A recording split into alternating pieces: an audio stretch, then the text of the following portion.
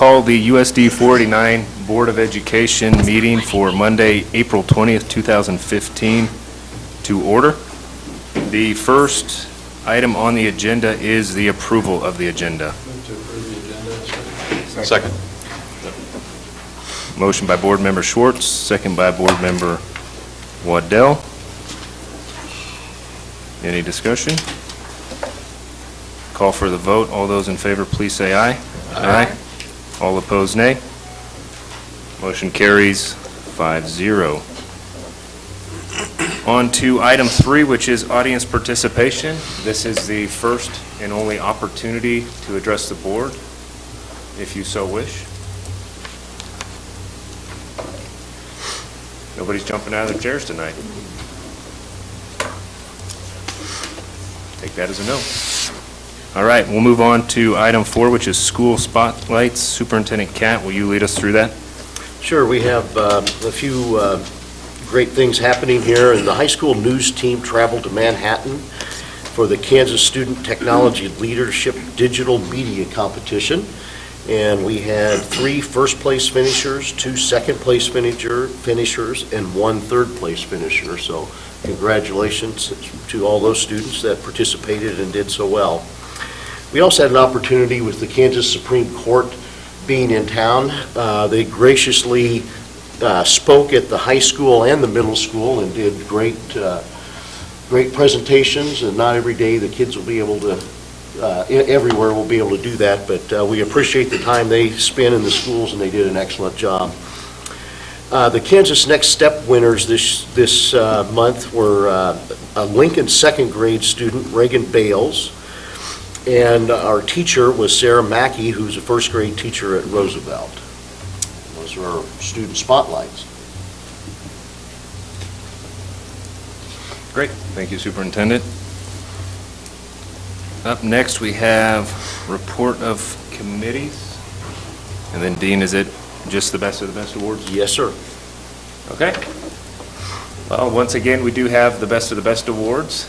A number of nominations made again this past month by students, parents, teachers, staff members, and definitely was exciting to look through this month because we've got some excellent nominations, but of course there is only one staff member award each month and one student award every month, and of course with the help of Gellas and also Whiskey Creek we are able to do a couple of fun things for those winners as well. And so I'll go ahead and call up first Miss Pearl to introduce us to our staff winner for April.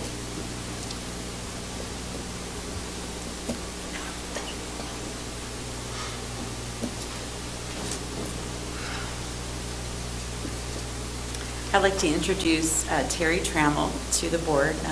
I nominated her for the Best of the Best because I feel like she exemplifies everything about the award. She's Mrs. Harmon's administrative assistant. She spearheaded the whole walk to school bus thing that we have at our school. She leads kids to school every day, walking with them for exercise. She's taught computer classes. She mans the lunchroom. And she literally helps every single person at our school. If anyone, a student or a staff member, anyone, a parent asks her to help with anything, she drops everything right there and helps you. And she just acts like it's no big deal. She has all the time in the world for you, and she does it with a smile.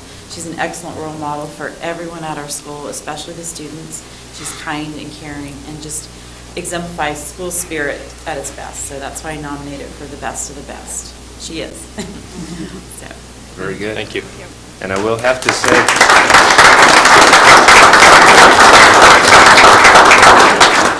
Thank you. I will say the walking school bus, you did a very excellent job with that. They passed right by my house every single morning, and I counted one morning. We don't wake people up, do we? Huh? So we don't wake people up, do we? I hope not. I better be awake by then. But it's exciting to see because I counted, was it last week or 2 weeks ago, over 20 kids participating? Yes, we have more this spring semester than we did in the fall, and we've been walking close to 20, 21 kids today. Cold days have been a little bit less, but. I've noticed. But very exciting. Well, we'll just have you hang out to the side here as we bring up our next nominator, which is Miss Susie Sprock.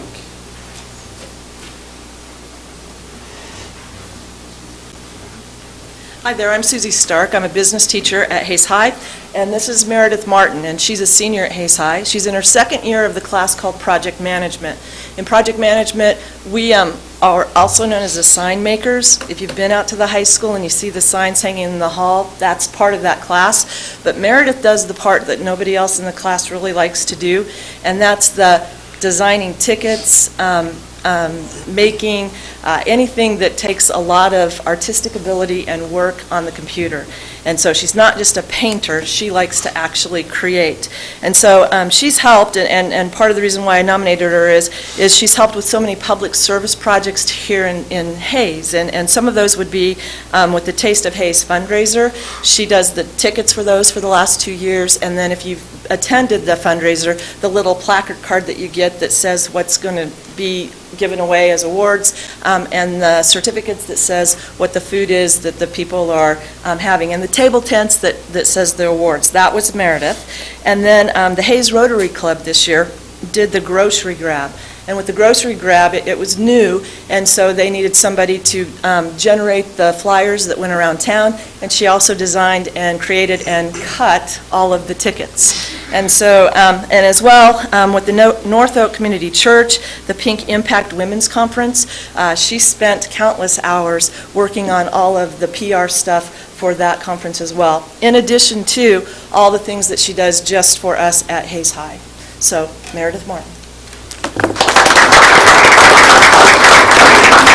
And one last thing is I would really like to thank you for enabling us to have this to showcase her talents and to recognize her for her good works. So thank you. Thank you. All right, at this time, Meredith and Ms.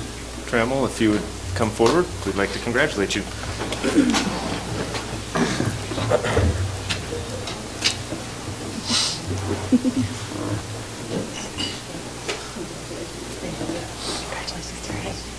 Congratulations. Congratulations. Congratulations.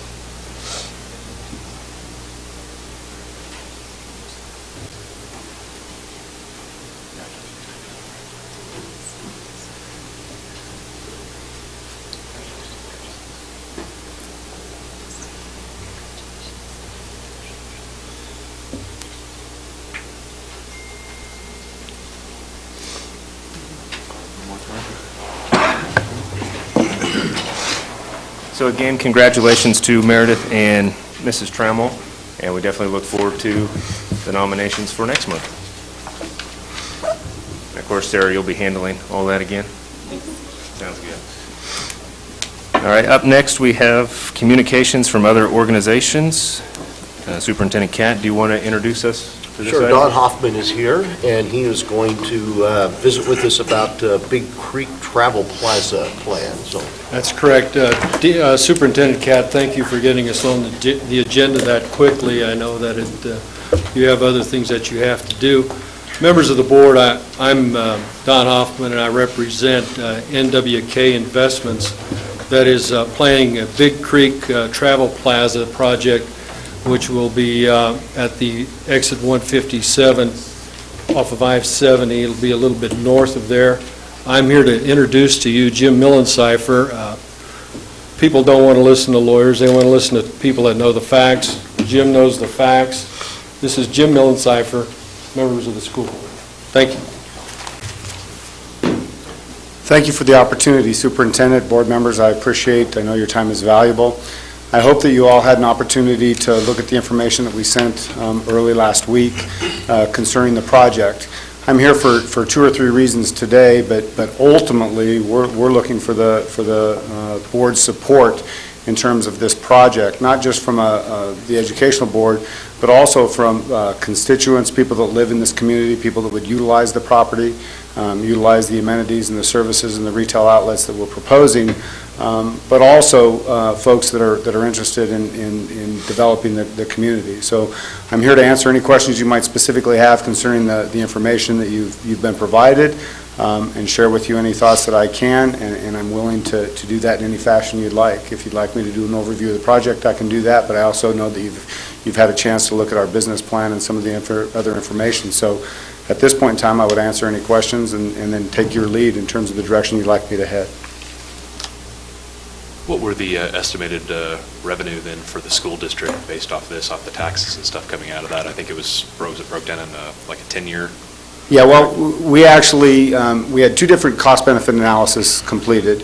One of them was from Wichita State University, and one of them was from a company called Canyon Research out of New York. And Canyon's done a lot of work in this geographical area, Missouri, Kansas, and so forth. The Wichita State cost-benefit analysis tends to be a little bit more conservative. They use present value. They don't do anything from an inflation standpoint. They look simply at construction costs.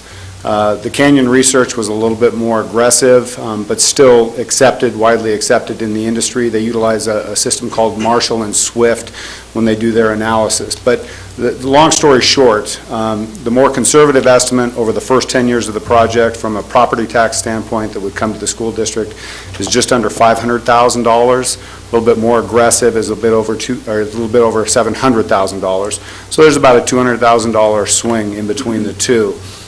When I spoke with the woman at Wichita State that completed her study and also at Canyon, neither of them were surprised at the discrepancy. It's about a 29% difference between the two. And I've been advised that it's most likely that it'll end up somewhere in between the two. So low end in the first 10 years of the property, first 10 years of the project, about $500,000. High end, a little over $700,000 to the school district.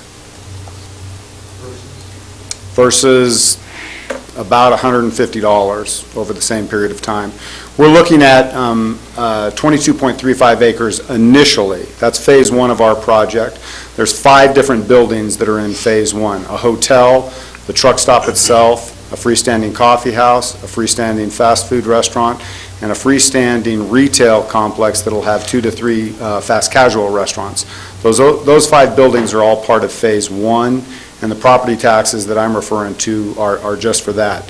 The map that you were provided shows some other areas that could be developed in that. A second hotel, a full-serve restaurant pad will be developed, and then also a structure for complete full-service maintenance on tractor trailers. So phase two of the project would bring more, but the property taxes that we're referring to are just from phase one. Okay. Jim, you've kind of mentioned quite a bit of it already, but we do have a televised audience Okay. at home. Could you give just a quick overview, really quick, basically out of the executive summary for those at home? You bet, you bet. I appreciate the opportunity. 22.35 acres. We're looking at about a 12 to 15,000 square foot truck stop. Initially, when we were proposing this project, we were looking at more of just an auto four-wheel traffic facility. We would still sell diesel, we would still sell compressed natural gas, but in our conversations with your city commissioners, with different constituents in the area, we were convinced that the area does need a full-service truck stop. So the truck stop itself, that building would have all the amenities for a professional traveler: showers, driver's lounge, laundry facilities, etc., and enough parking so they could stay over. We're looking at a freestanding coffee house with a drive-through. We're looking at a freestanding Mexican fast food restaurant, and then again the retail complex with fast casual restaurants, a little bit higher scale than typical fast food, but not full serve 100% of the time. One of the components that we're most excited about is the picnic area and the grounds, dog park, etc. I work for a company called Chance Management, and we operate the Oasis Travel Plaza in Colby. So if you've stopped in Colby, you're familiar with our facility and the services that we provide. One of the things that's kind of unique about the Oasis is the picnic area and the grounds and so forth. And if you sit and look at the traffic that comes through a truck stop on the weekends, especially in the summer, from Memorial Day to Labor Day, the folks that are traveling with kids, the folks that are traveling with animals, they really need a place where they can stop, they can water their animals, they can let them out, the kids can run in the playground. So that's what we're proposing. Originally, we were looking at about 11.5 acres, kind of south and east of our existing proposed area. But when the opportunity to get almost twice the property came up, that's what we jumped at. So we're able to develop the infrastructure that I've already discussed, and even be able to expand more with what we're proposing. What do you need from us?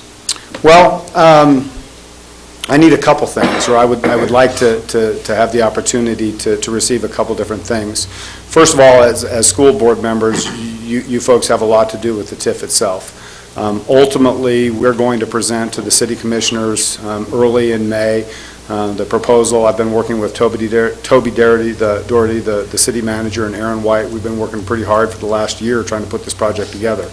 We've reached some agreements with Toby, and we're real excited about the benefits to both the city of Hayes and also to our investors.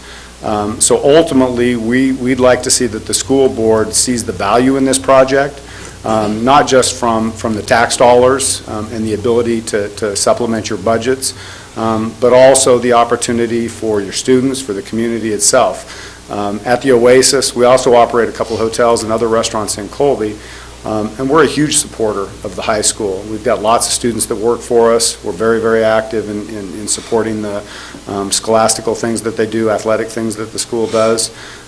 So we would love to see that the school board sees the value in businesses like this and our ability to bring to Hayes some of the stuff that we've done in Colby. So ultimately, we're looking for your support in terms of seeing the advantages to the TIF that we've proposed, and we're going to be proposing to your commissioners. And then ultimately, whether it's a official memorandum, whether it's a letter, we'd love to see the school board support from the school board standpoint and ultimately your support as constituents to your commissioners.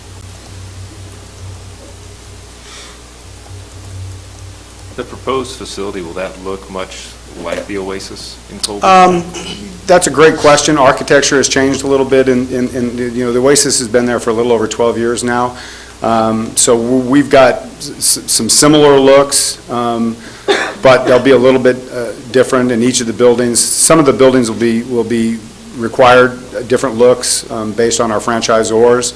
But the travel center itself will definitely have a look that you'll be comfortable with, some overhangs, some arches, some peaks and so forth. More fuel stations? I'm sorry? More fuel stations? Yeah, we're looking at 20 gas areas and a dozen between the fuel, the DEF, and compressed natural gas. So for professional travelers, a dozen, and 20 for gasoline. 2 rows of 5, fuel on both sides. Does this plan, I assume, deals with the water and sewer issue? That's the reason that the TIF is so important to us.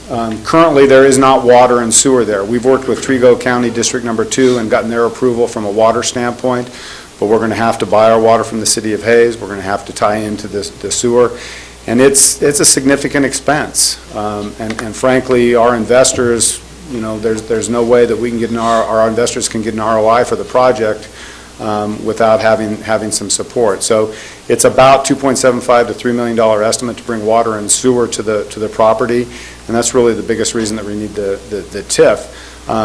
The advantage for your school district and the advantage for the community is by the time we bring water and sewer to our proposed location, that brings water and sewer to lots of folks that are north of 70 and just east of 230 there, Golden Belt area as an example.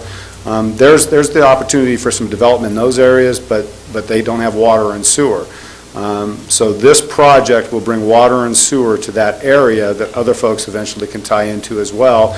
And clearly, if some of those projects move forward, that should increase the property tax base as well. My understanding, you guys plan to, or there are plans to develop the area north of there, provided there's people that are interested. You bet. We've been asked in the past why we're not interested in some other areas in Hayes that maybe already have water and sewer. One of the advantages to that location is we've got a really good relationship with the landowners that are there today.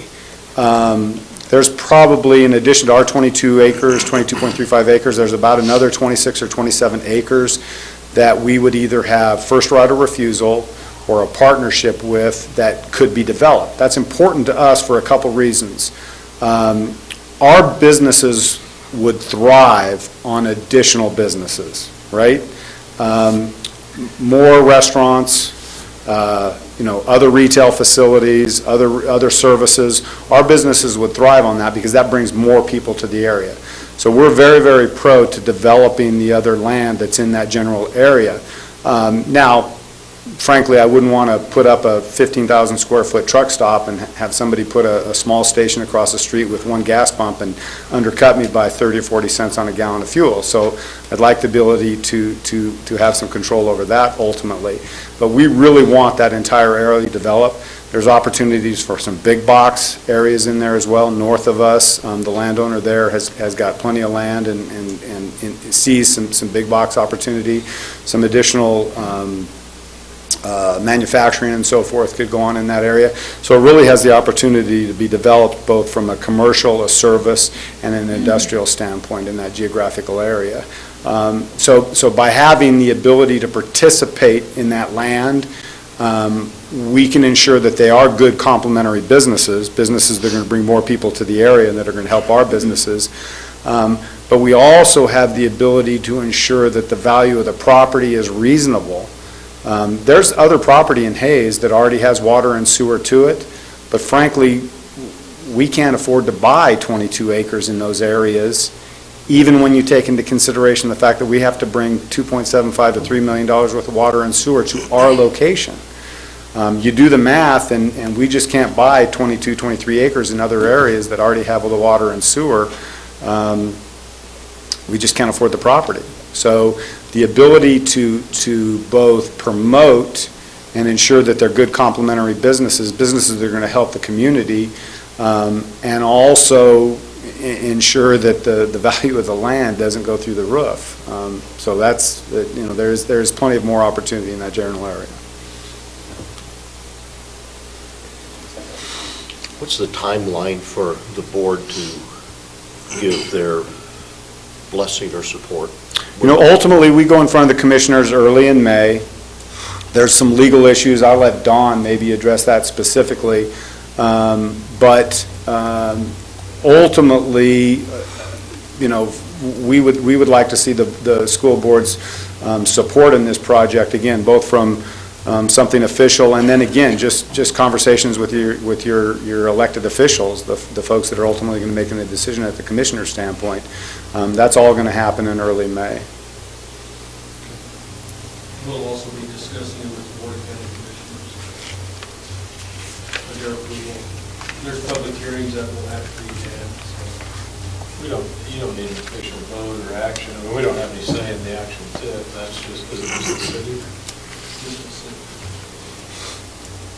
Obviously, though, our belief is that your voice will go a long ways with your commissioners, whether it be the county commissioners or the city commissioners. Property taxes mean more to you than you to the city. I understand the concept. I didn't think we had a vote in it, but I just wanted to make sure that.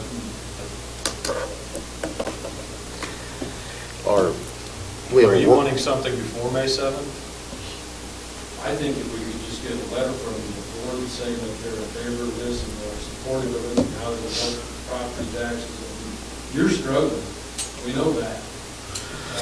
Every dime you can get is better than what you're having. Right now, you're getting $16 a year off of that land.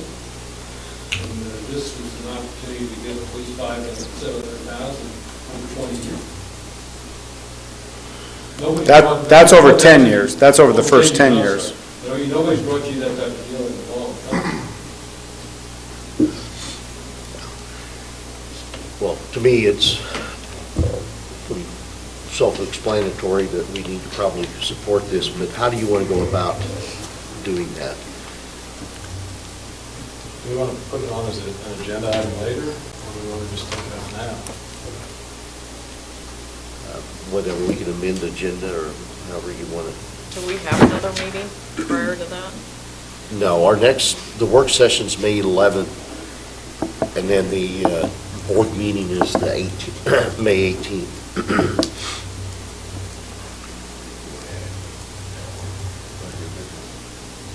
Well, the only benefit if you add it now is they're here, and they don't have to stick around until the end. But make Don stick around at the end, I'm sure I'm sure he's getting paid. He's not charging us. When would the potential start date be on this, assuming everything goes through? I believe we can break ground as early as mid-July. I'm an ops guy. I call myself a dumb old fry cook. I've been in the hospitality industry since I was about 13 years old, and I'm old, so it's a long time that I've been in it. I want open cold, right? Figuratively and literally. Figuratively because won't do a lot of promoting, and I want to open in a period of time when you're not as busy. You can bring your businesses up to speed quickly that way. So ideally, we would open in October, November, December, and you've got 4 or 5 months to gear up. I've been in the travel industry for almost 20 years now, specifically, the hospitality industry for longer than that, but the travel center industry for over 20 years now. And especially on Interstate 70, Memorial Day to Labor Day is when it happens. So if we break ground in July, we've got about a 14 to 16 month construction schedule. It'll be perfect. We'll be open late fourth quarter with delays first quarter of 2017. So late fourth quarter of 16 and early 2017 gives us 4 or 5 months to gear up for Memorial Day of 2017. So that's the objective. That 14 months takes into consideration the water and sewer? Yes, sir. Yeah, 14 to 16. And frankly, we've got a lot invested in this project already. We've done a lot of work preparing for this. So it's not as if, we've got engineers that are already working on it, working with the city, working with Midwest Energy and so forth. So we've been doing a lot of prep work in anticipation. So it's not like we're starting from ground one once we have the approval.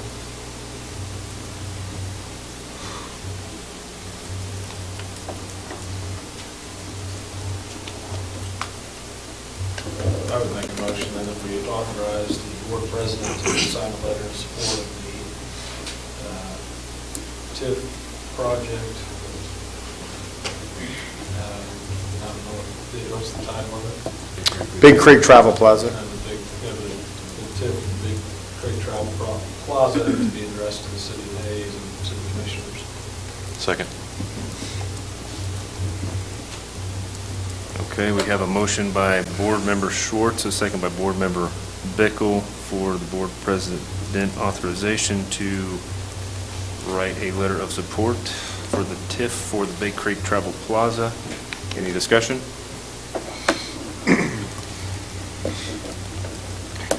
After the 10 years. So the way I understood it was we get 100% over this 10 years of the current valuation of the land, which, like you said, $15 a year, plus 20% of what the new valuation is going to be for that 10-year process. Is that accurate? Yeah, I'm not as good on the specifics. I get into mills and this and that. I mean, it's like when we did the cost-benefit analysis. They were trying to teach me the difference between the capital outlay mills and regular mills. So my head spins a little bit, and I apologize for that. The gist of it is, once the TIF is retired, and there's only so many dollars that are eligible, then everything goes, the property taxes go. And legally, there's about 21 years that you're eligible to run that TIF, but we anticipate that it'll be retired much earlier than that. Well, we won't actually get any more tax dollars because it'll be more tax dollars, but it'll effectively lower the mill levy. Because we take a percentage, not a mill. Gotcha. Any other questions? Okay, seeing none, call for the vote. All those in favor, please say aye. Aye. All those opposed, nay. Motion carries 5-0. Thank you. Thank you very much. Appreciate your time.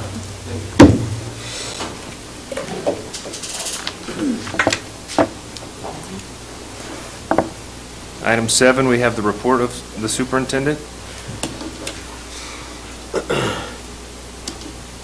First of all, this Friday, April 24th, we have our certified staff and teacher breakfast where we'll have rolls at at Hayes High School, and we will hand out the years of service recognition, have a small, short program, go over some of the year-in review type things, talk about next year's goals. And I wanted to make sure and invite each and every one of you, if you want to attend that. It starts at 7:30, and we'll meet in the gym. And if you want to participate in handing out awards, service awards, we will surely be glad to let you do that. That was the 24th, you said, Dean? Yes, this Friday. And then also, I think I mentioned this before, but the Master Teacher Retirement Banquet is May 5th at Whiskey Creek. That starts at 6 p.m. We have graduations coming up. Hayes High graduation is Sunday, May 17th at 3 o'clock, and we'll be getting some more information to you at the work session. What time, Marty? Usually an hour early they need to arrive, or? They're welcome as early as they want, a half hour, 45 A half hour, okay. And then we'll meet in the same, I don't know what the name of the room is, but,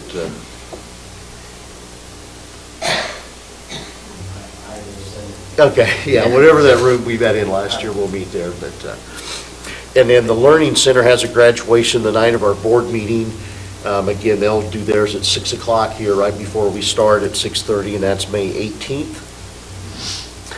We talked about new board member training, and I know Luke had indicated, I don't know for sure, you're planning on Oakley for sure. Sarah had mentioned it, but...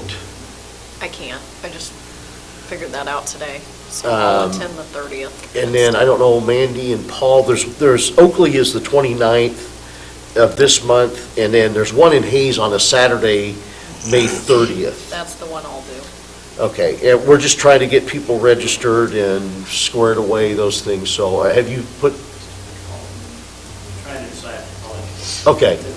Today. Okay, Maybe, do what? maybe. Okay, well, yeah, there's that whole list of them, if what works for you, it would be best. And Mandy, do you have any? Do you know what time they start at? They start at 9 o'clock and end about 3:30. So if you just let Sarah know, she'll get everyone registered, but we did sell the activity bus that we had put on the agenda, oh gosh, it's been a month ago or more now. $73,000 is what we got for that, which I think was a fair price, and we will look at replacing that sometime and see what we can do. And then tomorrow night, we have another negotiations meeting. We met last Tuesday and set up some parameters, I guess, of meetings, set dates, set times, some of those things for the next several months. I know our goal to finish is going to be June 30th. That's what we would like to stick with. If you guys have input, I think we had everybody, Danielle wasn't at that one, but I think all the board members other than Danielle were at that. And again, we meet here tomorrow at 5 o'clock. Do you guys have anything you want to add, update anything, or? Okay. That is my report. Okay. Oh, I'm sorry, one more thing. You keep reading in the paper, and you may have your kids asking you if we're going to let school out early. I think there's 5 or 6 districts, most of it's due, or I think all of it, to financial concerns, and some of them are ending, gosh, a week or longer or earlier. Just want to report so you can tell your kids that we are in very good financial shape. We won't be dismissing school early this year, so we'll be here till the end, and which is good news, and we don't have to worry financially that much that we have to cut out early. So is that a grassroots movement then? I don't know. It's catching on, though. Any other questions for Dean? Okay, we'll move on. Item 8, financial reports. Tracy? Nothing has changed or been updated since last week. We have expended through March a little over 63% of our budget, And then on the last page, we do have the projections for next year, our increases and decreases. Those will change. They're changing on a daily basis as we receive different retirements and information from staff. So our sick leave payout will increase, and our retiree health insurance will also go up. So we're updating that about weekly, and we'll keep that updated and provide you guys with that, at every meeting, so you can kind of see where we're at that point. We will have some more retirements come in. We had, and I will read the names here when we get down to the personnel transactions, but more and more all the time. I expect to have even more. I want to kind of report, last Wednesday I was in Topeka and listened to several reports, but Dale was there and the commissioner and several people, but some of the concerns that he had mentioned with the block grant, they don't even know all the issues that they're going to run into yet because they did it so fast they didn't go through all of it. And it was at negotiations, I guess, the comment was made about how capital outlay is just kind of opened up and that should be included in the budget. Well, the only thing that it goes to general fund is the state aid on capital outlay. We don't receive any. So our hands are still tied. It's broader. It's the same guidelines as what we had this year. It's a little broader than in the past, but it doesn't open up those funds for anything and everything. So that was a clarification I thought was interesting. And all of the interest that we receive other than, is it capital outlay? Correct. Has to go in the capital outlay fund, but all of the other interest received goes into general fund. Next year you can carry funds over in general fund. There's all kinds of issues that may be coming up here. Obviously, the Supreme Court will, I think May 7th, if I'm not mistaken, will talk about the ramifications of what they passed with the block grant compared to what they mandated with state aid for bond and or capital outlay and LOB. Let's see, Tracy, you heard a lot of the same things. Anything major there? Just that I think the general fund, our budget's going to look really interesting next year. Since CAPERS and the LOB funds, all state aid is going to be coming into the general fund. So, I mean, our general fund legal max that we can spend is going to look like it's millions higher just because that money's coming in as a flow through. CAPERS comes straight in and goes straight back out. So it's really going to look a lot different next year and everything. So like Dean said, there's so many questions yet that they haven't even figured out that the legislators are now saying, oh, well, we didn't realize that. So, it's just going to be a thing as we go, but they're updating us as much as they can when they get information.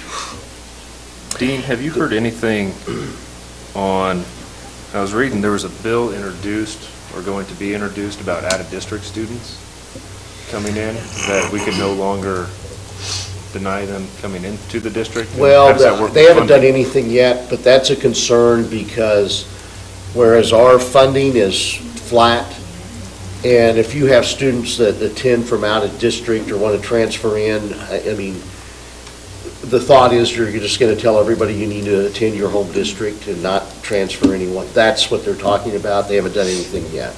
Okay. I don't, it may happen, I don't know, but that's what they're talking about. One of the things that, the revenue estimates came out again, and they're actually lower than what they were, so that's obviously a big concern that will be coming up here in this next session, or not the next session, when they return to session. A couple things that I just want to make you aware of. We don't have, and I don't know the number, and maybe Tracy knows it off the top of her head, how many teachers or employees in general that we have that are teaching after retirement, but what we'll be doing is asking the legislators to continue what they've done the last they've done it 3 years and then another 3 years, and continue to do that. If they choose not to, the state of Kansas, and the first number I had was 1,500, but then I just saw another report that there's over 2,000 teachers, mainly teachers, I don't think that included administrators, that are teaching after retirement, that if they don't make a decision until May, they're all out of a job and will not be able to return, and then you have 2,000 open positions you're trying to fill in May. Big, big concern. So I'm going to draft something to our legislators about making sure they understand the ramifications for that. I know Seaman School District there in Topeka, all of their shop teachers were teaching after retirement because they couldn't find anyone else. But that's a big concern. And then another thing that I don't think they thought of, they did all of the runs for the capers and put that in. It's kind of funny how sometimes it counts as general fund money and money that goes into the classroom and all that, and then they pull it out, and now they're back to saying that does. But I think what's going to happen is actually the money that is generated when they, I don't know, did they sell the bonds? Not No, yet? Not yet. But when they do that, they'll probably create, or have more revenue created than what they anticipated, and be able to lower the money that goes into the general fund. Well, that's going to be a cut. I think our legislators need to understand that they need to leave that money in the block grant and put it someplace, even if it doesn't have to go in to pay capers. It needs to go someplace. So we're going to be working on some of those things as well. So, I wish I had some information that I knew was actually accurate, but I don't. Dave, what's the final date for retirement announcements? For us? For us. We do not have We don't. Okay. we don't have a penalty Okay. assessed to that. I mean, somebody could come in August, and correct me if I'm wrong, but come in August and say they're going to retire, and, Don't we have a date that they're supposed to announce by then? well, Isn't that the third Friday? third Friday, or week after that, yeah, but they If could, don't, there's no. Maybe that was No. something we talked about some time ago, but. yeah. I mean, I know we have the impact to the budget on benefits. Are we at all concerned about positions being open at this point, or what? Obviously we are. We've had quite a few that we've filled already, and I don't want to put Marty on the spot, but how many do you have open still? One.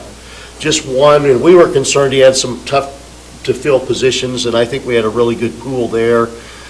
Seems like elementary, the reports I heard, I didn't sit on the interviews, but said they had a real good pool. Okay. We've been very fortunate here, but other districts, I know Hutchison even made a comment that they were having a tough time finding elementary candidates. And across the state, it's getting tougher all the time. So I feel real fortunate with the pool that we were able to acquire, but the more retirements we get, the more difficult that's going to be. And unfortunately, you start stealing from other districts, and it leaves a position open somewhere. But so far, we've been pretty fortunate.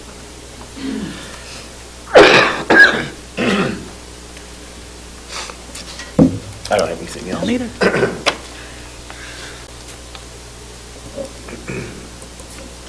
Tracy, back to you. Yes. Was there anything? I don't have anything else unless there's any questions. Any questions? Okay, move on to item 9, which is the consent agenda to be approved in one motion with all items listed below, which would include the board meeting minutes from March 30th, 2015, work session minutes from April 13th, 2015, financial reports, which includes the clerk's report, investment report, and the cash report, personnel transactions. And Dean, did you want to make a couple? Yes, I do want mentions to there? read the personnel transactions as far as certified retirees. Lois Britton, Roosevelt kindergarten teacher. Lisa Caldwell, high school math teacher. Stan Dreiling, industrial tech teacher at the high school. Robin Hinman, Ellis grade school sped teacher.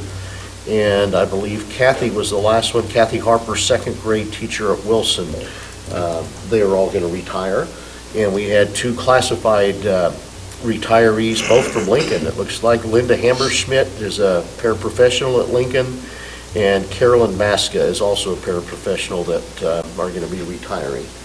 And I think I had reported before, what you'll be approving Shauna with my co-host Weifel as the middle school assistant principal this evening as well. Okay. Also to include the approved bills in the amount of $2,547,954.16. The approval for the board president to sign the Early Childhood Connections Kansas Early Head Start Grant. The approval of amended minutes from February 16th, 2015. Board special meeting minutes from April 17th, 2015. And then the board HNEA negotiations meeting minutes from 4/14/15, which would be April. Is there a motion? So moved. Motion by Board Member Waddell, Second? second by Board Member Rankin. Any discussion? See none, call for the vote. All those in favor, please say aye. Aye. All those opposed, nay. Motion carries 5-0. On to new business. First up is technology financing. Dean or Tracy, do you want to introduce that? Tracy, you want to talk a little bit Sure. about that? We did receive responses from 6 organizations that we sent out for the RFP for financing. The lowest interest rate for financing, the amount of up to $745,000 for Apple devices was Apple Financial Services at 1.052%, and then the other remaining $551,000 for other devices was, the lowest bid was by Bank of Hayes at 1.24% interest. Neither had any closing fees. This would be just approving the financing institution up to those amounts. You will still need to approve any purchases for those. This would just hold the money in escrow until those approved purchases are made. Can that be taken all in one motion, or do those need to be separate? It can be taken all in one motion, yes.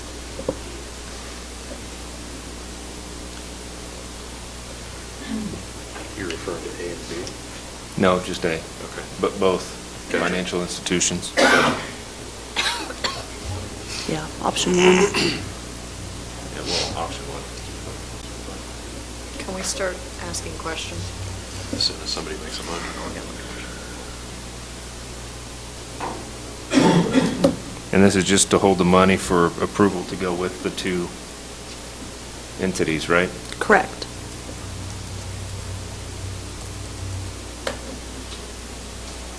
Okay, I will make a motion to approve the bids from the lower vendors of Apple Financial Services at 1.052% for the amount up to $745,000, and Bank of Hayes at 1.24% for an amount up to $551,000. Second. Okay, there is a motion by myself, second by Board Member Waddell. Open up for discussion. So when I look at these supporting pages, the first one where it says amount financed $745,000, the fixed annual payment, I understand, and then the total amount is what we will pay with interest over the life of the loan. Is that correct? Correct. And for Apple, they weren't able, they had to actually back into it with a number of devices. So, that amount, the $728,000 total amount was for the amount of devices that they quoted us on the next pages. If we added additional devices to that, it could go up to the $745,000, is why that their amount wasn't the full amount. It was based on their quote versus bidding up to the $745,000, if that was part of your question. Well, actually, what I'm confused about is if I take that amount for Apple, total amount of 728,000, and then I go to the next page and take the total amount from Bank of Hayes for 559,541, okay? I get 1.288 million. So then my question is, why not go with the next page, which is the 1.1 million with Bank of Hayes for the total amount of 1.177? We will be using some of this year's capital outlay funds, so it will not go over the, I believe, 1.2 million is what you guys approved. Well, if my I question recall. is, why not just finance the whole amount with Bank of Hayes? These numbers make it look like it's better. Because the Bank of Hayes, if you look at the interest rate, which is Right. ultimately what we're going to be paying to borrow those funds, on the full amount, it'd be 1.24%. We sent out 3 different financing options because Apple did ask to be included in the RFP. So we had to break it out in the total amount and then the 745,000 and the 551,000. But we will not be borrowing up to that full amount because we will be taking some of our capital outlay funds to pay for it this year. It's just based on the numbers here, it looks like it should be a better deal with the 1.1 million from Bank of Hayes. So I'm In- trying to figure out what is it because of that total amount financed, the 728,000 that's skewing it? The difference in that is the RFP for the total amount specified how much we would be using from this year's capital outlay. The RFP said that we would be paying $215,000 up front on the project, which reduced the total amount. But that's not reflected here? Or it is reflected? It wasn't broke out in both of the 2 smaller ones because we couldn't really specify how much of those we would be using from capital outlay in the specific RFP. Okay. It really depended on how the bid results came back in. So we can't really look at these numbers? Well, the annual rate is what really reflects the true amount it's going to cost us to finance. Okay. Okay.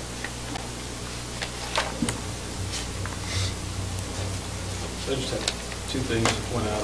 Well, one question, Santander Bank, how did they get involved in this? I'm not sure. We just received a bid from them. We do put it on our website.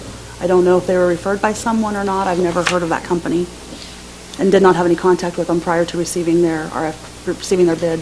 Don't we have a process that they've got to get pre-approved before they can even send in a bid? Yeah, we received it.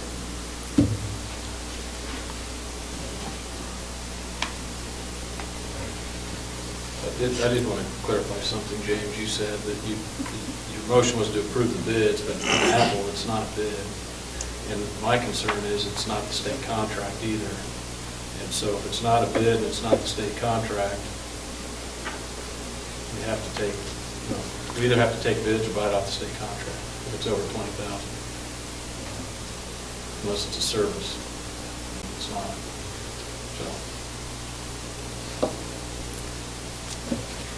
At least with the Apple stuff. I think the one from the high school went out to fine. And the other is that I'm not sure exactly what we're being asked to do, to approve financing for bid or for products that we're not sure yet what it's going to be, and we're not sure the price. And I mean, I know I'm not going to be here much longer, but in the almost 12 years I've been here, this is the first time we've ever approved spending money on something we're not sure exactly what it's going to be and what it's going to amount to at the end. So, Well, really, you're approving the financial institution to finance these, whatever is you decide to do. Isn't that kind of The horse interest before rate. or the cart before the horse? I look at this like a pre-approval. They can't go to the next step without it. we've always kind of been that way the this whole has been the time. last step, whenever, any other year that you've had the whole process, you get an exact dollar figure for what you're going to borrow, and then you go get your lease terms. Because the problem is you're speculating as to what the total number is, and to change in the number, I don't think it'll make much of a difference in the rate, but it could. So,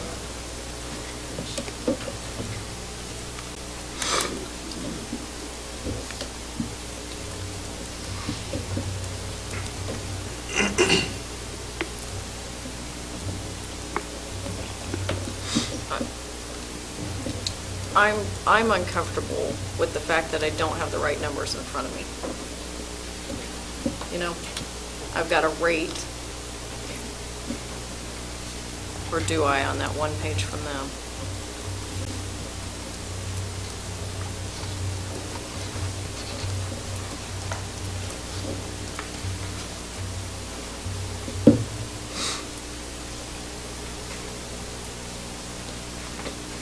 This is just voting on the upper limit, correct?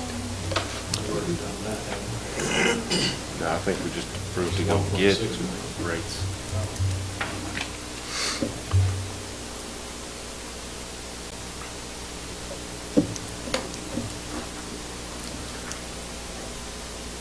And I had anticipated we would want the financing in place so that when you guys did approve the purchase, then the financing would already be in place to go move forward with that, is what my thought process was. And I don't know, you're probably not the right person to answer, but what's the remaining timeline on this? And I guess my question is, can we just get it all at once and just deal with it all at one time? You know, to finalize whatever's left in the plan, whatever's left for the purchase, and have it. I think the board already said, go forward. And so the question becomes is what's the remaining parts of the plan that we don't have? What are the remaining costs that we don't have? And then, the financing piece. In the past, have we voted on financing separate and apart from the bids for the devices, or? Yes, after the bids, after we've gotten the devices, the bids, and those have been accepted, usually the following meeting we approve the financing. Okay. I think this is going to tie into the next item anyway, right? Item. I don't know if that's the right one. Anyway, I think to speak, it's a timing perspective from staffing and the IT department, and Shanna, Dean, Mark, everybody's time and effort that we're putting into getting this going. I can't foresee the future of what the RFPs are going to come back with the Windows devices that we're doing for the high school, but we're trying to plan for the summer. We're trying to 2,100 devices is a lot of devices to get set up and ready for next school year. So I think it's going to have to come in waves as we get it. Might not be the most favorable thing to hear, right? But it's a wheel. I mean, it's a snowball rolling down the mountain, right? It's getting momentum, and things are changing, and headway is being made. It's like we're doing some iPad management. We're working with Jam on getting set up on that. They're going to be coming out doing a day training, setting up devices, teaching us how to set up devices. So you got to kind of look at the two projects as the same but separate, because they are two kind of separate projects. We're going to have that the instructional coordinator. I don't know if that's not the right title. What was it? Tech specialist, right?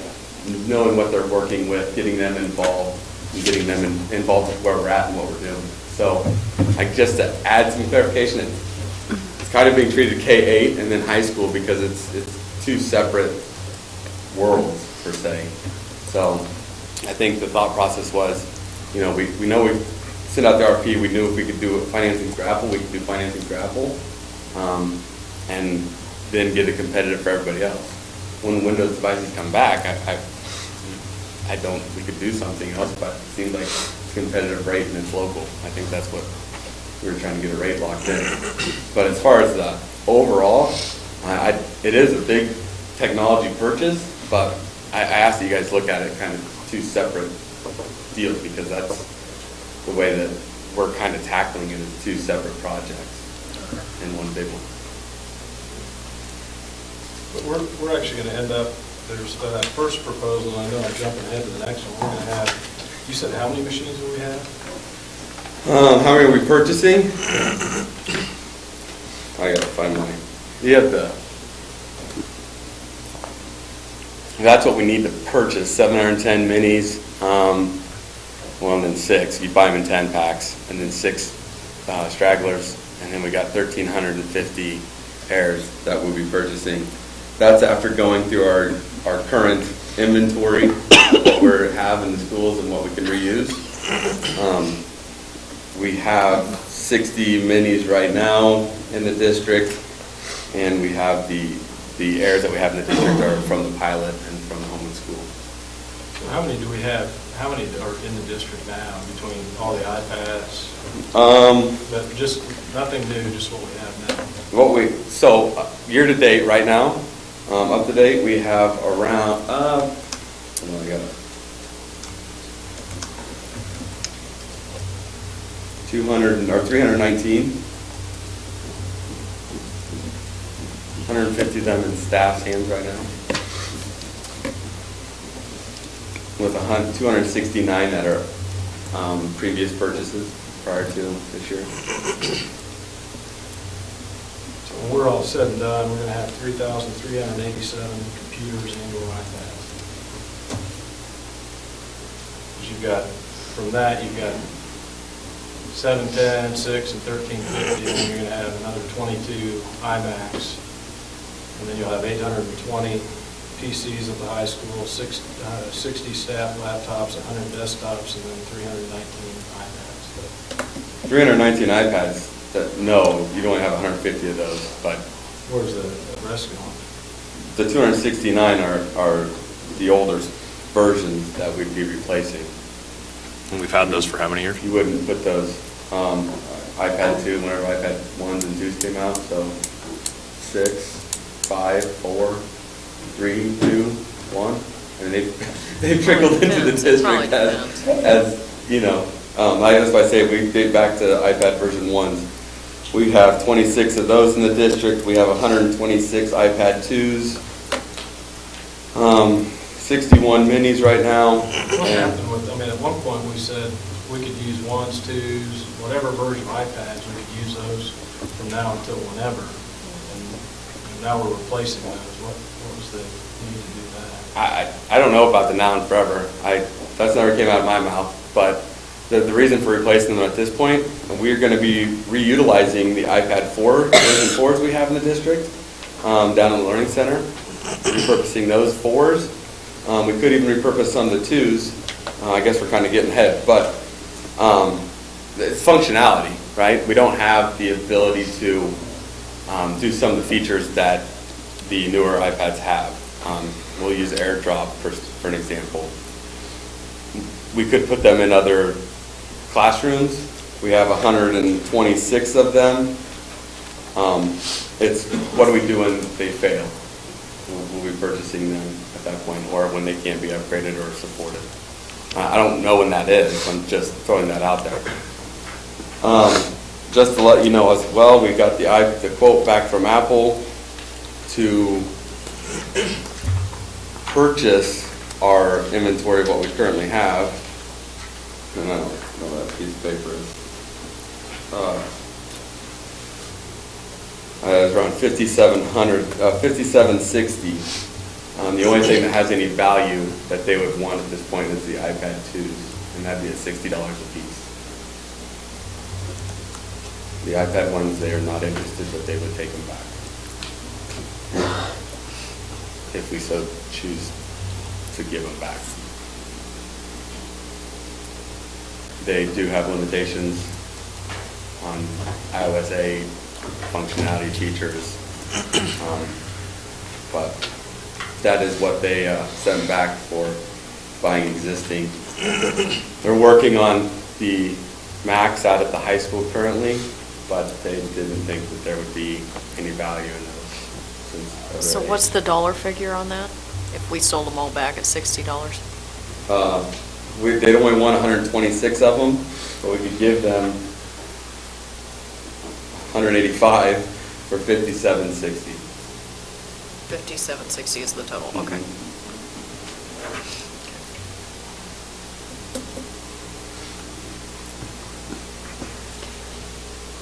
And I'm sure there's probably some out there that we don't know about, but I think we've probably got the majority of them. There's maybe a handful that we weren't able to get our hands on.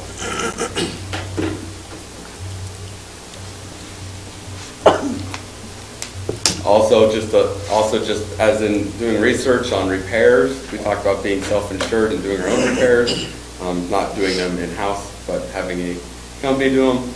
called them asking for a price sheet for repairs on iPad 1, 2, 3, 4, mini, Air 2. It's all 100. An LCD repair is $109, a glass repair is $99, an LCD glass digitizer repair service is $159, charging port $69, battery $79. Gist of it is, it doesn't matter if it's a 1, 2, 3, 4, new, it's same cost across the board. So that we'd be paying the same repair cost for an older generation iPad in the event of a breakage or failure. So we looked at the classes, if we could repurpose those 2s into other classes. We could. The logistical problem that we kind of see is it would be, there's not one class that they can go in. So if we figure out where they could go and spreading them out as far as they could go.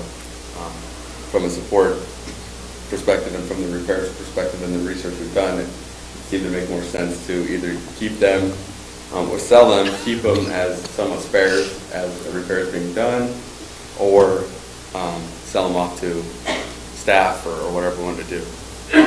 Replace them with a newer model, since the repair would be the same as what a newer model would be.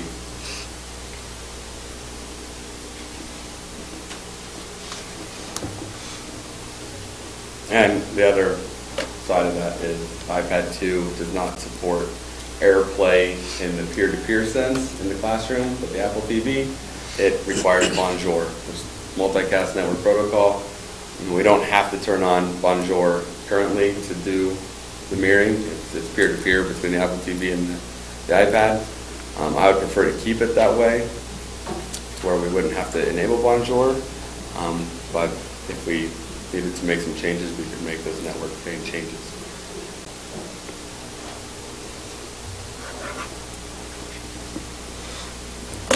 Do you have any idea what computers, technology you're using at the high school?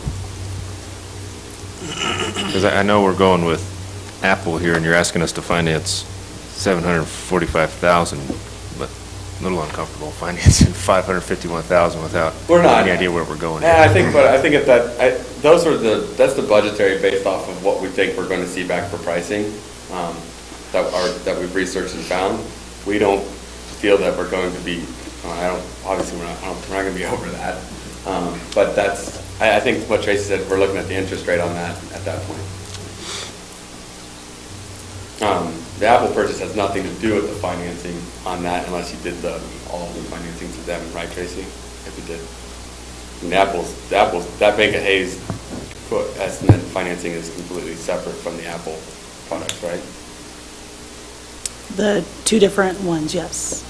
Is it an option for us only to vote on the Apple portion of this, since that's what we know, a defined amount of number of devices, we know the exact cost, $730,000? That's what's the technology purchase recommendation after this. Are the Apple devices. You can break it up, and we would have to send out another RFP. At that point in time would be the only, Okay. I see the issue. but you can approve whatever portion or part you'd like to. What would happen, so your 551's the ceiling here. What happens if Brian comes back, what do you think, 2 weeks? With what you're going to use at the high school? The RFP is out for the Windows devices. We'll be talking to you guys in May.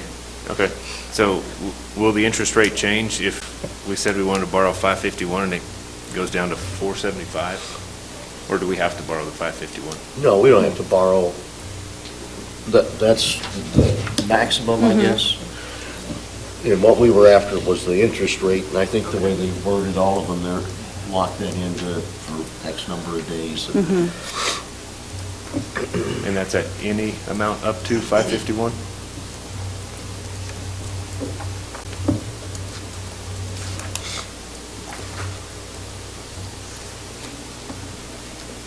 Yeah, I mean, it's going to be going into an escrow account, so it'd be available for draws on whatever amount is needed. But we're not going to borrow any more than we need for the set number of devices we intend to purchase, correct? Right. Okay. How can we? I don't follow that, though, but if it's going to be borrowed going to escrow, then we don't know how much we're going to buy, how do you do that? I mean, if I go to the bank and say, give me 20,000, I'm going to buy a new car, and I only spend 18, I still have to borrow 20, I can go pay the 2,000 back. Yeah. But I guess in essence, that's really, what would happen. my thought is we don't have all the details. For me, I voted against it, and I'm going to vote against this tonight. And the only reason is I just think we just don't have the information, and it seems like we're a little ahead of ourselves from where we're at, and I just don't. I understand what the concern is to get the product here and get it going and get it phased in, but what happens if the high school ones are greatly in excess of 500,000, then what? You already bought the K through 8, and you have no ability to change anything except for the high school. Do we know any of that, Brian? I'm sorry, I was distracted by Marty coming through the door. You couldn't wait to see me. To answer the high school question about the financing, if we want to hold off on the financing on the Windows devices until that RFP is through, I don't see a problem with that. Like I said, it was just more kind of finding out what this is going to cost us to get the money that we're proposing for you guys to spend. I think the purpose of it was to let you guys know what it's going to cost us to spend the money, because obviously we don't have it to spend the money. Okay, so I'm still confused I'm with Sarah on the addition of these numbers. So max financing, $745,000 and $551,000. That's $1.296 million. That's our maximum financing that we'll be borrowing up to. We talk about the interest rate or the payment. Apple financing would be $252,182 a year. On the 551, it'd be $186,513 to the Bank of Hayes. That's $438,695. That's $1.28 million versus the Bank of Hayes at $372,350 annual payment for a total of $1.177 or $1,177,000. So how is it in our best interest to borrow or to pay $438,695 a year? And why is the Bank of Hayes total $1.17 million when our max financing is $1.29? I don't understand. So to me, it actually looks like the $1.177 through the Bank of Hayes at $372,000 a year is the better option. I'm sorry, Josh, that is a typo. It is $1,117,051 through Bank of Hayes. I apologize, that was my error. It's $117,000. So, let me get back to it. I'm sorry, I may have interrupted your thought there. Which page? I just saw that. What page are you on there, Tracy? The full financing of the 1.1 million with interest would be $1,117,000. Okay. $1,117,000? Yes. So our total amount is less. So why are they giving us a bid on $1,117,000? Why do we have the 1.1 amount financed when the other two that we looked at add up to 1.29? That's the difference with what we're going to spend out of our capital outlay currently to make up that difference? Yeah, the 1.1 million, the RFP we sent out, we said that we would pay $215 up front on the project. Okay. And then with the two other financing options, I didn't know how to split that out because I couldn't commit to, on the $700,000 purchase, I didn't want to commit to us paying that one out of this year's capital outlay and the interest rate be higher. You know, so I wasn't able to determine which of those two amounts we would pay out of this year's capital outlay. Okay. Is why those total amounts are higher.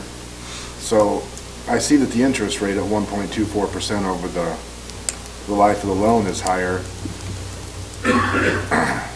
But I guess I don't understand what I'm missing. It looks to me like that is just a better, Yeah. it's a lower annual payment. Tracy, I guess, I think Or what a total lot of us are amount. feeling is the numbers presented in front of us don't support what we're being asked to approve. We're being asked to approve right now, tonight, a technology purchase through Apple at the 1.0 whatever percent for, I can't get to it fast enough, 1.052. but the X number of iPads, so I would like to see what that total is going to cost us with financing from Apple, and that's what we vote on and approve. And what I'm hearing is that this number in front of us right now is not that. And so that's what I'm uncomfortable with, is you're asking us to vote on a number that's not accurate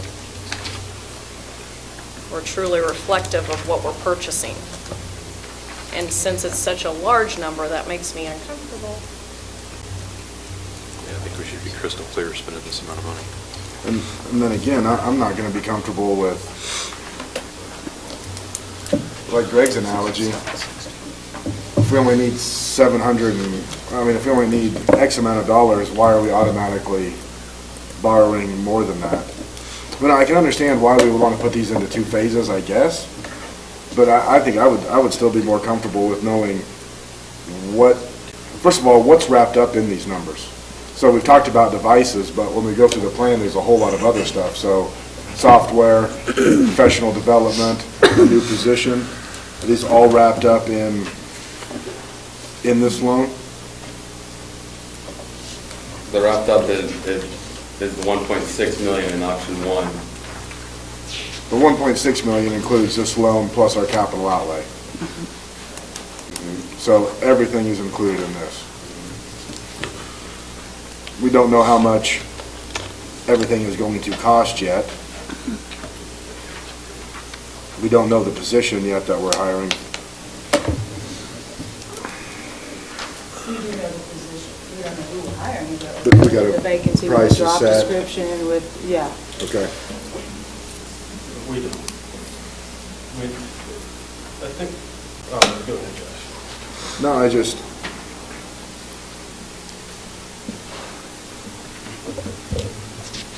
not to take a counter stance, I have been for this, and I have supported this.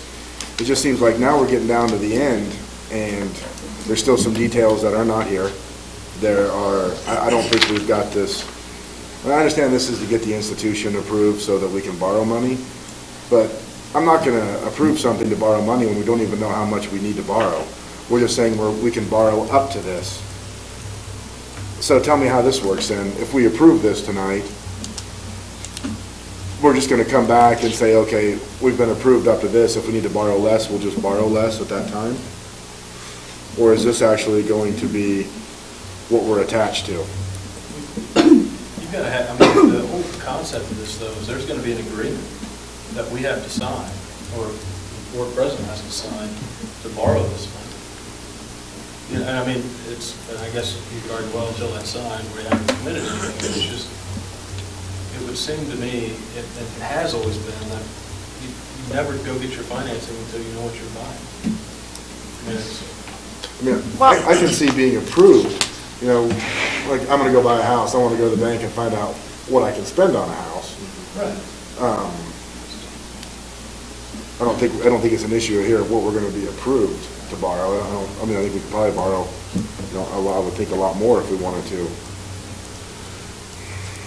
Okay, based on, Brian, what you're presenting under board agenda item 10B, I've got a total purchase of $730,307.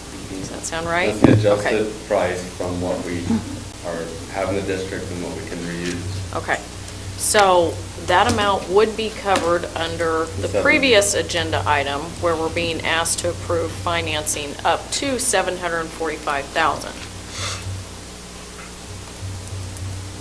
I think the Apple side is pretty straightforward. I think Yeah. the hang-up right now is on the Windows side. Well, Phase two. so that's why I'm asking, can we not break that out? You can, absolutely. And merely vote on that portion of it? But I think Greg brought up the point as well. I'm a little uncomfortable saying we're going to borrow up to that amount because it's not clear to me, now that we have a fixed bid from Apple for the $730,000, why couldn't we rephrase this to say we will procure financing for? I think that's your problem. You don't have a bid. I'm sure we do. Well, Those Apple quotes are from the state contract, from the Apple representative. I don't know what else we need to, how else we need to get those. then I just asked Michael if he had the statute, and he does, and I guess I would ask him. And my take is you either have to send it out for sealed bid, or you buy it off the state contract. It can't be anything else. That's my understanding. And the iPads are being procured through state contracts. We've bought iPads off state contract. So We're that's getting financing from the Apple financing side that's not on the Apple sales side. Kind of like my car. Financing's different. You go work with the sales guy, and then the financing people work with you later. I don't know. I mean, that's how And I may have misunderstood, what direction we were going with it, because I anticipate, like Brian said, that you would want to know what our interest rate was going to be before you'd even approve the purchase. And I think because that's- you'd want to know what it's going to cost us. And I is think what was that's part of thinking. it. I think that's part of it. I just, at the point we are when we have to vote, I wish we had the exact financing numbers. To say this is the total amount that will be financed with an interest rate, and that's not what's on the sheet. So that's the hangup I have. I think the solution to that is we send out the RFP once it's returned and accepted, whichever one that may be, we'd send that over to them and have them. Can't we just get a final package that says, here's the apples, here's the high school computers when that comes in, here's the cost of the position, here's the salary range, here's the plan that we have for testing and implementation, here's the entire technology package, and then vote on it, and vote on financing. I mean, the financing is such a minuscule part of this that takes very little time. But, I don't know why we're rushing to finance. It's already been approved at 1.6 million, so. It has. The board's already approved to go forward at that amount, and so it's. And then if we have a whole package, doesn't that Bank of Hayes bid come back in pretty appealing? I'd want to make sure that's right. That just, for the same reasons you guys brought up, it just doesn't seem right. But if it is, absolutely.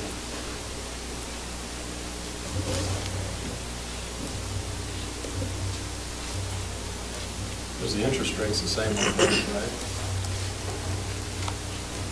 On the 551 or the total? Yeah, is it 1.24? Yeah, they're the same on both of those. So that really can't be right. If it's 1.24%, it should be the same no matter what value you borrow. Well, Apple, though, is at 1.052. Yeah, right, so there should always be less when any component of them is added to the total. Unless there's fee added in somewhere that's not listed.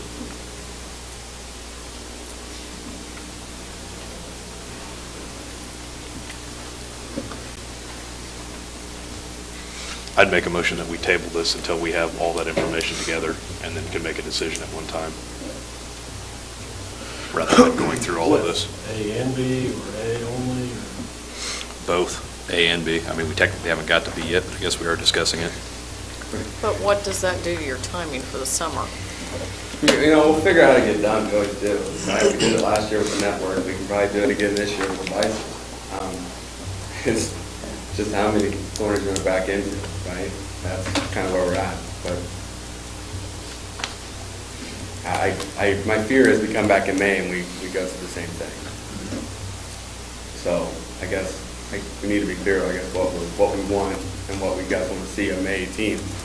And we'll come back and we'll do the whole shebang. Yeah, I guess that'd be my question, May 11th work session.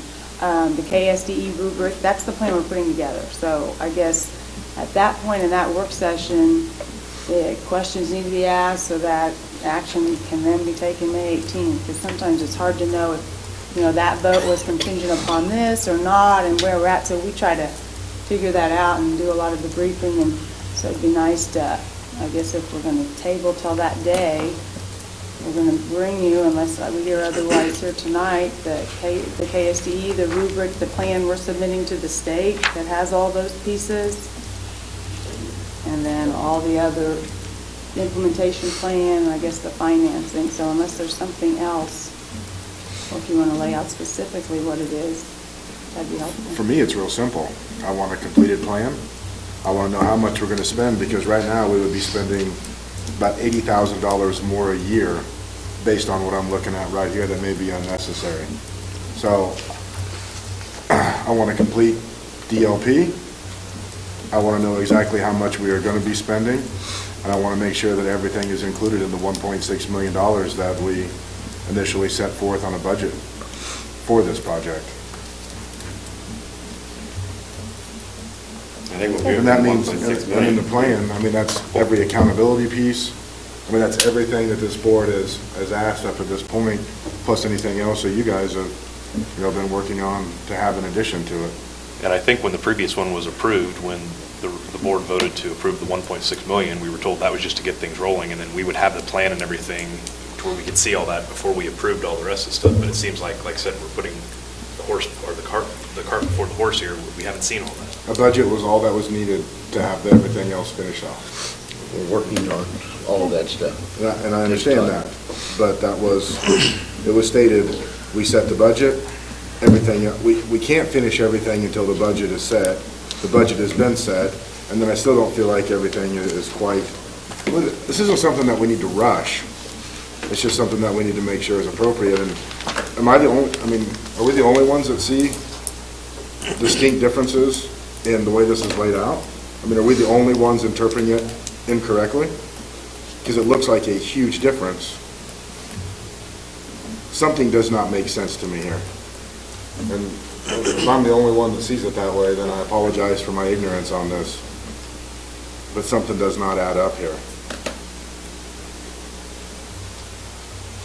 And I don't understand why we'd want to spend $80,000 more a year if you don't need to. Well, we wouldn't.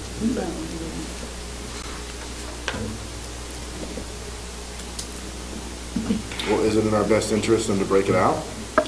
Or is it in our best interest to put it all together as one? Financially speaking.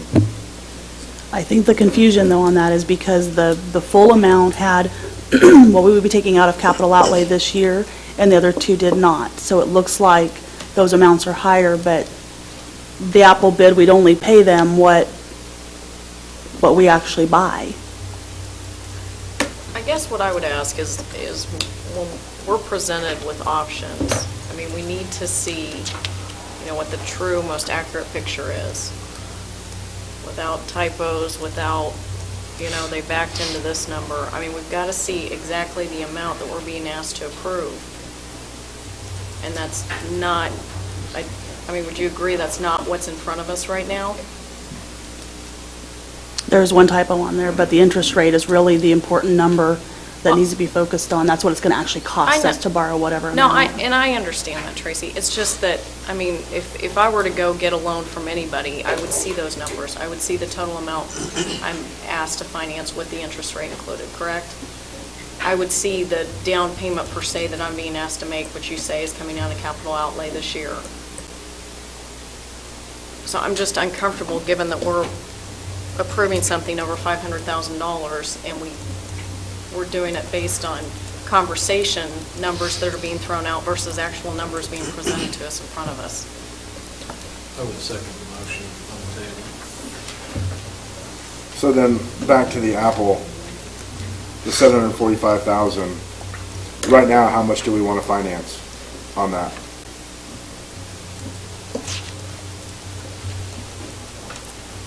We've got the state contract back, so how much of that do we actually want to finance? I don't know what you're asking, John. The 703. Well, we've got $745,000 attached to the Apple financing for Apple products only. We've got the state contract back, knowing what that bid is, which I don't want to flip the page. What was it again? Do you know what it is? Anybody? The price? Uh-huh. 730,000, 307, I think. Okay, Yeah. so $15,000 difference. So that $730K, is that what we want to finance here with Apple? That's what we would. 730, Okay. yeah. And then. So then we are. What we would spend on the other product, I mean, is where we would take out capital outlay funds this year to offset that cost. Okay. So then we are still financing basically the full amount through Apple. Through Apple. Apple products will be financed through Apple. Well, unless you choose to get them, yeah.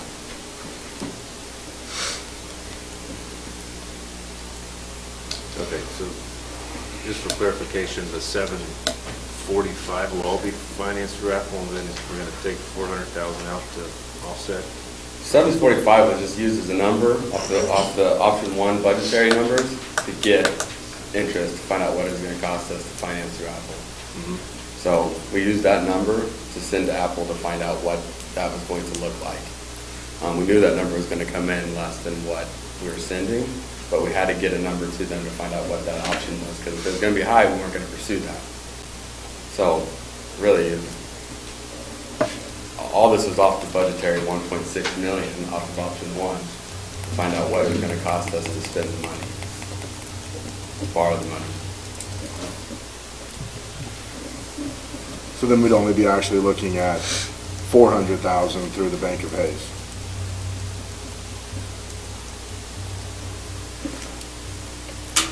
Yeah, that's where I'm confused too. Depending on bids. But I'm saying that if they're saying on the Bank of Hayes bid, at the 1,117,000 has already got all of the capital outlay adjusted to it, and we're spending 730,000 with Apple, then to get back to that 1,117,000, we're only actually going to finance 400,000 to the Bank of Hayes if we move forward with the high school purchase. That would have to be the way that would be interpreted, right? Right.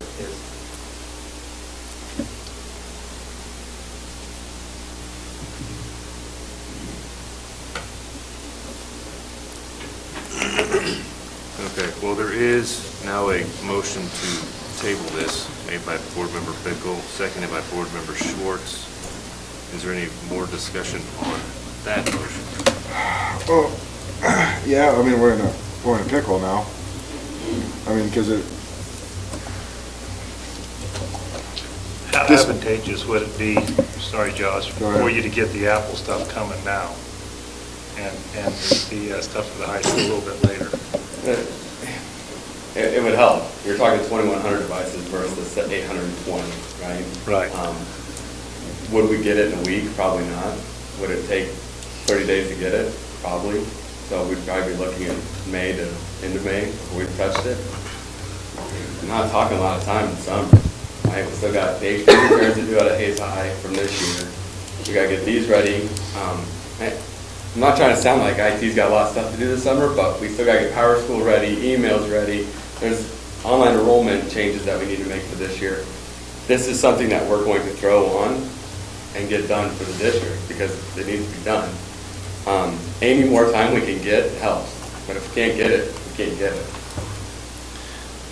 Anyway, we were in the same thing last summer with the network, right? Needed a network. We ended up getting it in June. Yeah. We got it in time for school, but we're continuing working on it throughout the school year up until Christmas. This isn't going to be something that we're going to want to implement in that fashion. And when we're financing the full Apple amount, because that's the lowest rate, obviously, and then we would use our money on the second purchase or the second phase of this to buy the laptops at the high school. And so Josh is right when he said, we may only be looking at 400,000 to borrow from the Bank of Hayes at the next meeting. And we don't know what's coming back from the RFP. I don't know. We might be looking at drawing board again. I don't know. I can't. That's why I say it. You buy the apples today, and you come back, and those are greatly over 400,000. You've now limited your ability to make change on any of this, or at least K through 8. K through 8 would be established, and the high school might have to wait for another half of their computers until next year. I mean, we still have computers at the high school that we were talking about using again next year. I'm confident the numbers in the budget are going to be what the budget's going to be. Yeah. I wouldn't have thrown out the budget to you guys of 1.6 million if it wasn't going to be 1.6 million. Right. If it was going to be 2 million, I would have told you it was going to be 2 million. But it's a lot easier to finance something when we know. And I agree, and the that's number on it. why I'm saying maybe we should just stop talking about the Windows financing part for this conversation. I think it's adding some confusion. That's just my opinion. I'm not in your guys' seat. I don't have any problem with getting the Apple stuff coming in the Apple rate at 1%. I mean, we're not going to beat a 1%, I don't think, at any bank. I don't know of any banks. But, we've got. But I also think it was important to get these rates and get that number out there, because if that rate came back higher in May, June, then we're in a different situation. Yeah. Than we are right now.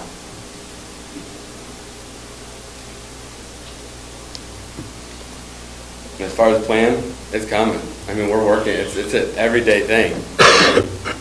If I look at these guys over here and say, we didn't talk about this every day, and there wasn't action items from everybody, we live it. Yeah. I mean, this is what we live every day right now. Sure, and I understand that, but we need that. We need that portion of this thing completed to make the finalization.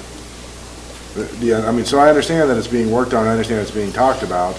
It's just difficult to continually move forward without everything in place. I mean, so nobody's discrediting the effort or the work going into this. I don't want to pay over $372,000 a year. I mean, that's the best option that we have for the offset with the capital outlay. So I don't want to pay over $372,350.38. I don't want to pay the $438,695 a year, and we don't need to. So it's hard to interpret exactly what's on here. But what I was going to say is exactly what Marty said. We're in a pickle now. We've got a time crunch. You guys have got to fill out your summer schedule. You know, the longer this delays, then talk about truly being backed into a corner. Do we have time to? Corner. I told you we'll get it done either which way. We'll get it done. And we did it with the network last summer. Mm-hmm. I'm telling you, I'll get it done. If you don't believe it, then I believe you. That's what it is, right? I mean, nobody's questioning your. No, I'm just saying. Your word. I know. I'm just going off we're not backed in the corner. If we end up doing this in May, we do it in May. If we end up doing it in June, we do it in June. We'll get it done. I just was making sure you guys are aware that this is not the only thing that IT needs to take care of before next school year. Okay. This is in addition to everything else that we normally do. How long do you think till the high school bids come back? Back May 1st. For sure. Everything will be in by May 1st. Yeah, that's So what we put on the due date. You don't think we'll have them a little earlier than that? We won't open them until May 1st. No, that's true. They're due May 1st, 3 o'clock, I think. Okay.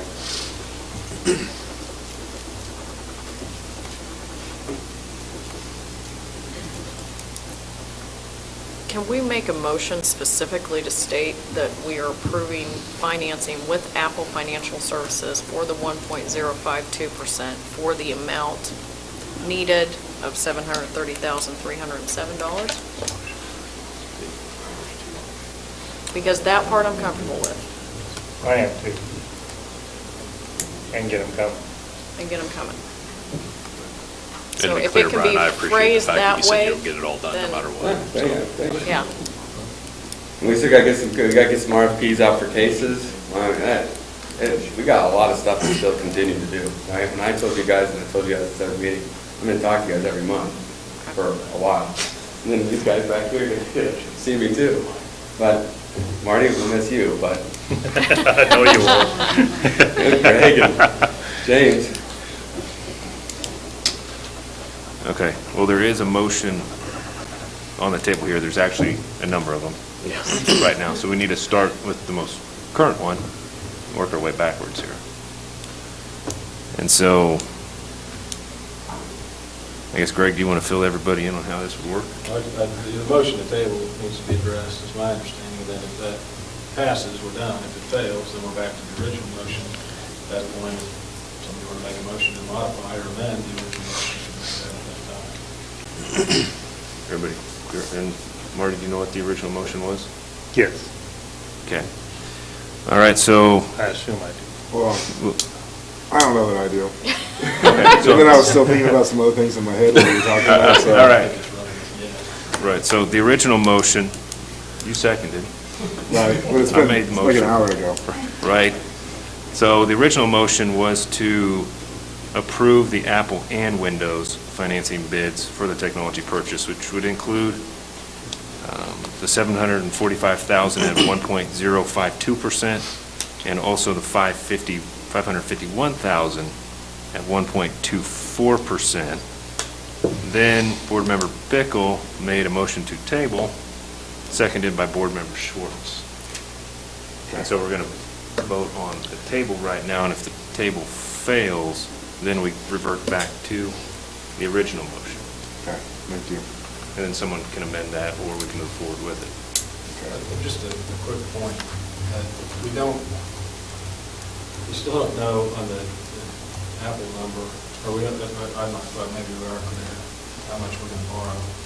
But that's not clear. We don't have a plan, which we were told we would have before we passed this. And so for those reasons, I think we need to table it until we have those. I mean, I don't think what we're asking for is anything new tonight. It's what we've discussed numerous times before, and so I don't know that it's our issue that we're in a corner if we are. Brian said, I know it would be easier.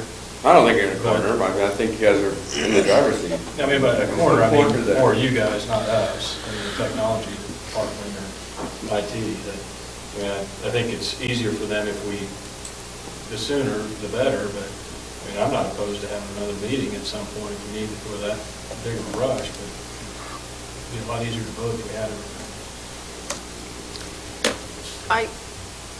I agree with you, but I don't think it would change this particular portion of the decision.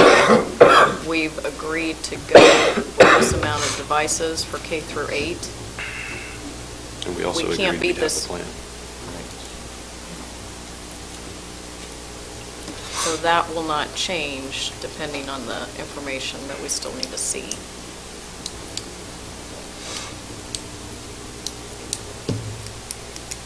What are we missing? What are you guys missing from the plan perspective? Can we bullet some stuff out here real quick since we're here? Well, what we talked about, the plan. No, what part of the plan's missing though? Because we can go through the plan and I can get an implementation plan together, right? We can do all sorts. We can do. I don't think we've shared any of that with them yet, have we? I mean, the implementation plan and that stuff, but not this. Well, I mean, they approved the digital learning plan. Right, but not a the- month ago. We are Yeah. now working in pieces to get this rubric, the Kansas technology plan, that a lot of what was in the digital learning plan you approved will go right in here as far as professional development, learning goals, measures are all in here. So this is the piece we're working on. There's just a lot of pieces to it, so we got to get everything in motion. And we want to do it right. Yeah, I mean, we don't not want, we should throw have it just come together. back and said, here's the plan, and not actually spent time and made it real to us, but we are taking the time to do that. So if you need to wait and see that, if you haven't had a chance to look at this, we'll send it out. If there are pieces in here that you want to see that aren't in here, then that's what we need to know, because we're working off this document as the plan. We'll add pieces that weren't in the digital learning plan, but maybe we'll send this out and you have a chance to look out the rubric so that if there's anything else you want to see in the plan, like Brian said, we know now. So as we work for that May 11th, we'll have everything we need. That sounds fair. In the plan too, Brian, does it put in writing, because we've talked about it many times, just verbally, that K through 8, those iPads will not go home? Is that in writing? Yeah, there's no intention of sending them home at this point. No, but I think there's talk of 7 and 8, or going on some. Yeah. I'm sure, I mean, if Craig and Sean and his wife will feel that that's necessary in 2 years or in a year, I'll readdress that. I think that's up to that building at that point to address. I mean, right now, the plan is they will stay in the district. And that's the plan. I mean, that's part of the plan. I mean, the plan, is it gonna change? I guess that's up to you guys in the future, right? Some of you in the future. But will that be in writing? The implement, or the plan Yeah. for how they're used at high school, elementary, everything. No, he will wants be them in- not going home in writing. I don't see any problem with putting that in writing, that they're not gonna go home. I mean, One other piece what we're talking about, now that it has to be addressed before we vote on this, but, you know, if we're going to look at a technology B, would probably be the appropriate time to talk about it as well. I think those are,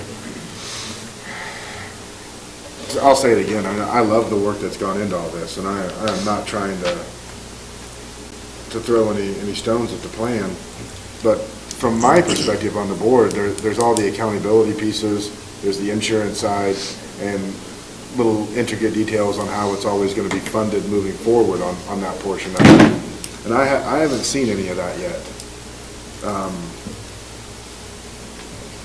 they're still making decisions on how to move forward, right? We have talked to districts that they have very minimal breakage K, because they don't go home. Accidents are gonna happen, right? So we plan 10%, since 200. We plan 5%. We don't know that yet. We're still collecting that. I'd say every week, every day, there's kind of new data that we uncover that makes us say, wow, so we don't need to charge a $20 fee, right? We don't need to propose a $20 fee. It's just who you want, the case you put them in. It's the case, are we going to buy a case based off of low bid? Are we going to buy a case off of durability and that's going to protect our investment? There's a lot of factors that go into that breakage and how we're going to repair those. I wish I had an answer for you, and I don't know if I'll have an answer for you in May either. I know. To be honest. I'm just gonna vent this and get it out in the open. This is a polarizing subject. You know, this is not, from the countless people that I've heard of, or heard from, including 5 people today, the community so far, I haven't seen embrace this outside of the school district, you know, or outside a few families that are going to be using it. So this is a polarizing topic. I've supported it all the way through. But when you're talking about the expenditure of 1.6 million, because right now, yeah, we're talking about financing, the next the item is purchasing it, which, you know, I would like to get them purchased. It's just hard to say I'm purchasing something when everything else is just not quite in place yet. Understanding that it's dynamic. We will improve it as we move forward unless we just put together the best plan right out the gates.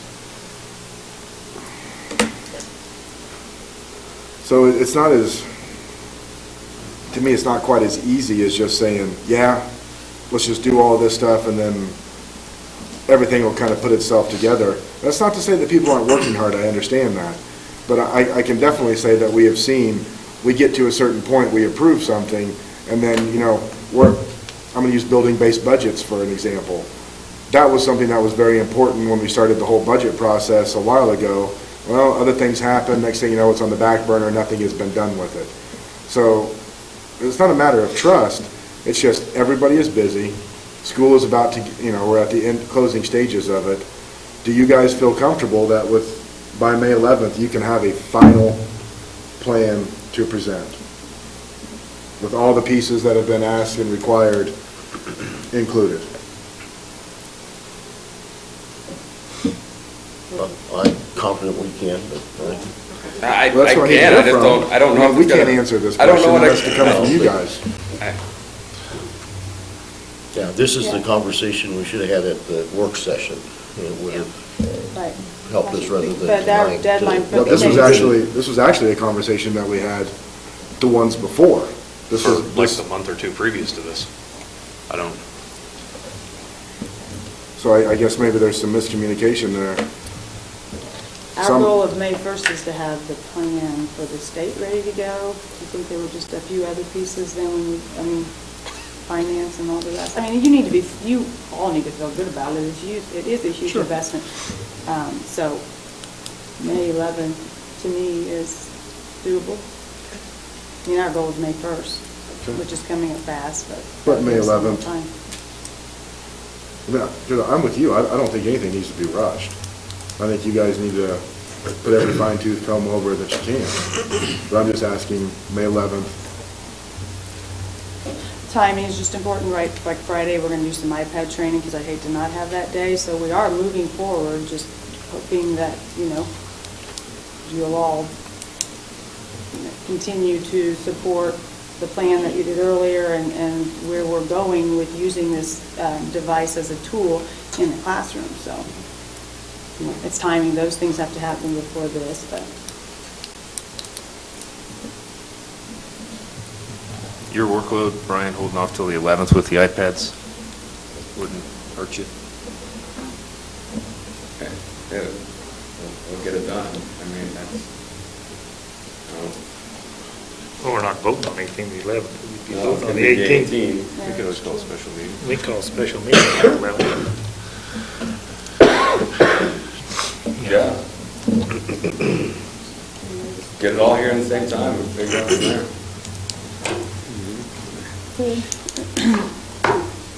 All right, well, thanks, Brian, vote on the table here first.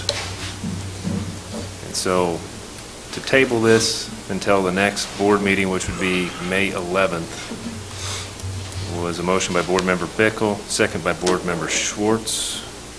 Go ahead and call for the vote to table this until May 11th. All those in favor, please raise your hand. Okay, that's 3 in favor. Opposed? 3. So motion fails. Back to the original Back to the motion. original. And you would like to amend that, Sarah? I would. So am I the one that amends it? Anybody can amend it. Okay. I would like to amend the motion to read that we will approve financing with Apple Financial Services at an interest rate of 1.052% for the amount of up to 700 and, I'll give some leeway, $32,307. What was that amount again, Sarah? Well, I was trying to give them, I assume there's possibly a little fudge room, but, well, does that tie them down What then? was the cost right now? Okay. Then for the amount up to $730,307. I think so. Is that the right amount? Yeah. Is that right? I second it. Okay, we have a motion by Board Member Rankin, second by Board Member Patterson for the iPads only through Apple financing for that amount. Any other discussion on it? so then, back to our capital outlay expenditure. Cases, all professional development, a portion, and the new position, that's all going to be paid through the capital outlay, current capital outlay. Some shape or form, I mean, it may not be, we'll do the budget accordingly. There may be software or something else that comes out of capital outlay, so we can do a salary out of general fund or something, Okay. but that's the plan, yeah. Okay, because this current motion covers only the iPads. Correct. Does not cover cases, does No. not cover the money for professional development. Are we okay on that? Yeah. 100%, we're good. Yep. Okay. Go ahead and call for the vote. All those in favor, please raise your hand. All those opposed, please raise your hand. Motion carries through 4-2. All right, on to technology purchase recommendations. Brian, is that you again, or? He's gone. Is he in the other room? Video? See if he's there with the video stuff. I think we I think took care of all of it. I lumped them together. I don't think, we can go to C. Okay. I think Brian's gone. Sounds good. All right, moving on to item C, intent to non-renewal of contracts. We have one non-renewal of contract due to reduction in force, and that is Brenda Vitzum, social worker at the Hayes Area Children's Center. Budget issues, I think she's .75 FTE, and we need to read that motion, and then the board clerk will deliver that tomorrow. She's aware of that, but due to budget constraints, and then she will be on the recall list if their Okay. budget changes. Do we need to make a motion first, Dean, or do I need to read this first? I think probably read it and then make a motion on what that is, Okay. and I think you have to sign it then. Okay. So this is resolution in regard to non-renewal of a teacher's contract. Whereas Brenda Vitzum is currently employed in Unified School District Number 489, Ellis County, Kansas, and whereas the Board of Education of said Unified School District Number 489, Ellis County, Kansas, finds that the contract of Brenda Vitzum should be non-renewed and that Brenda Vitzum should be given written notice on or before May 15th, 2015, of the intent of the Board of Education to non-renew his/her contract for the 2015-2016 school year. Now therefore, be it resolved by the Board of Education of Unified School District Number 489, Ellis County, Kansas, as follows. It is hereby declared to be the intent of the Board of Education of Unified School District Number 489, Ellis County, Kansas, that the employment contracts of Brenda Vitzum as a teacher be non-renewed for the 2015-2016 school year, and that the clerk of the Board of Education is directed to give written notice in person or by restricted United States mail to Brenda Vitzum on or before May 15th, 2015, of the board's intent to non-renew this contract for the 2015-2016 school year, adopted by the Board of Education of Unified School District Number 489, Ellis County, Kansas, the 20th day of April 2015. So moved. Okay, we have a motion by Board Member Patterson, Second. second by Board Member Waddell. And then discussion, this will require signatures by all board members present tonight. Any discussion? Call for the vote. All those in favor, please say aye. Hold on, Oh. hold on. Can you share with us some of the budget issues? I mean, because this is the first time hearing of this, right? And so being asked to vote on a reduction in force without knowing any of the background about what led up to this is And I'll explain that. First of all, we have a collaborative relationship with Hayes Area Children's Center. With some of their staff, we flow through dollars from the state for infant and toddler services for handicapped children or children with disabling conditions. In order to flow those dollars through, we have to hold the contract. So that's why, first of all, we have the contract, even though they're placed at the Children's Center. It's for flow-through of dollars. Because we hold the contract, we have all the obligations. So last week, the director of the Children's Center notified me in writing that their board, the board of directors of the Hayes Area Children's Center, had requested this action due to their budgetary concerns. Okay. To eliminate this position. So that's where this action came from. It's actually a flow-through through us, but our board, or you, as the USD 49 board that holds the contract, needs to take the formal action. So it has nothing to do with our budget oversight. Correct. That led to this. Correct. It has nothing to do with USD 49. This is the Children's Center Board's recommendation. Can we modify, or is that not necessary, that we're taking this action at the request of the Hayes Area Children's Center Board? I mean, that's why why we are doing it, correct. But as the employing board, I mean, that is the motion the state requires us to do. She's our employee, I mean, like the Early Childhood Connections program, and They have a board, I don't know, James, I think, is on there, but this board is the entity that has to approve all their finance stuff and personnel, everything. Thank you, Mark. Yes. Thanks, Mark. All right, go ahead and call for the vote. All those in favor, please say aye. Aye. Aye. All those opposed, nay. Motion carries 6-0.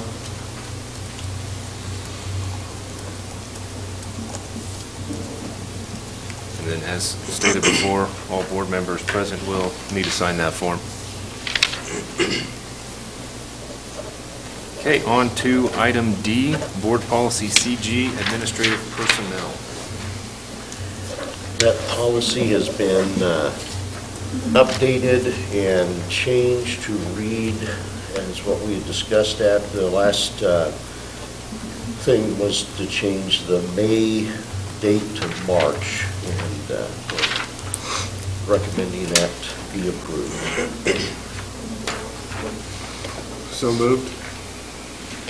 Okay, we have a motion by Board Member Waddell, Second? second by Board Member Rankin.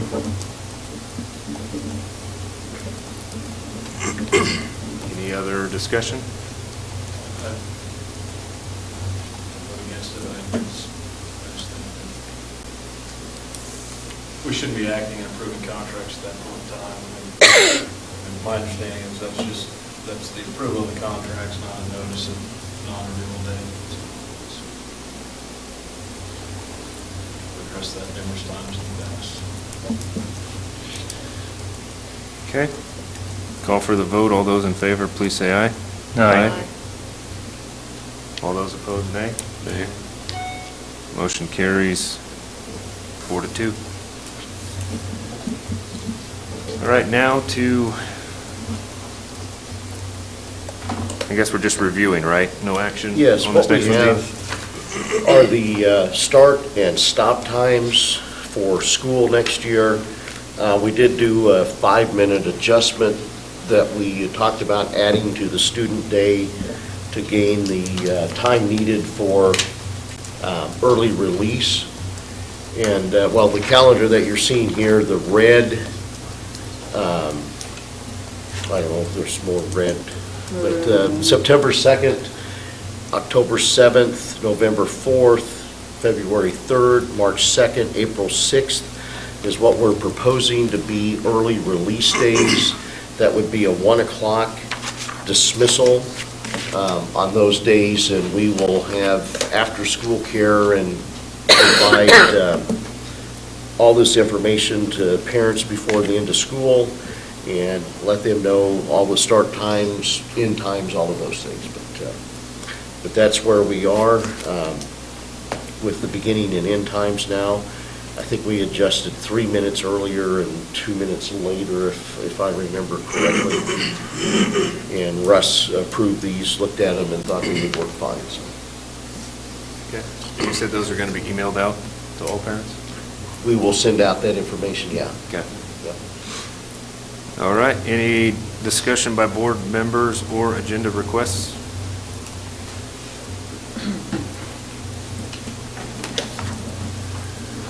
Okay, seeing none, we do need to enter into executive session for a matter of negotiations, and so I will go ahead and make a motion to enter into executive session for the purpose of negotiations for a period of 30 minutes to begin at 8:40, ending at 9:20, to include all members of the Board of Education, the board attorney, superintendent, director of finance.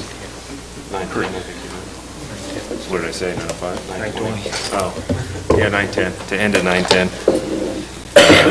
To include, as stated, the director of finance, curriculum director, and assistant superintendent in charge of special education. Is there a second? Second. Motion by myself, second by Board Member Patterson. All those in favor, please say aye. Aye. All those opposed, nay.